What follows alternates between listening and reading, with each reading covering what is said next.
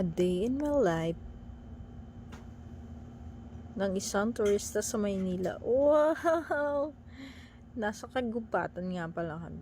Actually, libre dito pag pumasok. Pero scan nyo lang muna yung QR code at magpa-register kayo ng maaga. Dito nga kami sa park na walang mesa. Alam nyo ba yun? La Mesa, Eco Park. O diba? Taray. Hahanapin nga namin dito si Pastor Kibuloy. Baka nandito nagtatago sa ilalim ng dam.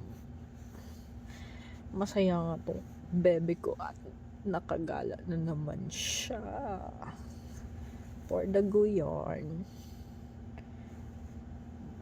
May nakita nga siyang kaibigan. O ayan o, lahat ng mga aso gusto niya talaga lapitan yan. Kala mo naman tatahulan pa niya yan. O ano, lalaban ka? Ha ha ha. Diba? Tuwan-tuwa nga siya. Nakagala na naman siya. Pero yung totoo, sus, pupunta ka lang dyan sis, magpupup. Pupup yan. Ganda dito pag may kasama kang maglakad-lakad tapos HHWW kayo. Oh, diba? Eto na mga palang mga chika babes. Oh, chika babes. Mga dog pala. Ganda dito. Fresh air.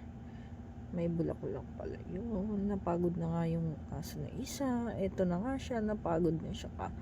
Lalakad. Nagpahinga nga muna. Ang bebe ko. Magsiswimming sana siya. Wala palang tubig doon. Hingal yarn. Napagod na nga ang bebe ko. May mga kainan nga pala dito. Kakain kami. May Swiss. May mga nagtitinda din dyan. O, ayan, souvenir. Tapos, pagkain, merienda. Ayan, o. Pwede kayo mag-picnic dito pag marami kayo. Sulit. Mura lang yung entrance dito. Yan ang ganda, diba? Thank you for watching.